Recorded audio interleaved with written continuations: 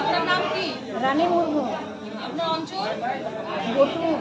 আচ্ছা, আপনার ব্লক? কুমারগঞ্জ। আপনি যে জনভাগিদারি ক্যাম্পে আসলেন, এখানে এসে কি কি সুবিধা পেলেন? পশু পশু চিকিৎসার জন্য একটা মনে করো কৃষকের বাচ্চা কাচ্চাদের সুযোগ সুবিধা লেখাপড়ার জন্য ওটা জানলাম।